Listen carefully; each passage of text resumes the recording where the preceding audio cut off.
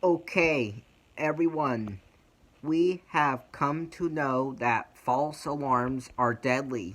So, don't pull fire alarms unless there is a real fire, or if you have permission to do it for a fire drill or a fire alarm system test, or if you have your own fire alarm system at home that is in a controlled, legal environment where it doesn't contact the fire department. Also, we need to make sure that we don't cause false alarms with smoke detectors or anything like that. Make sure our fire alarm systems are working properly.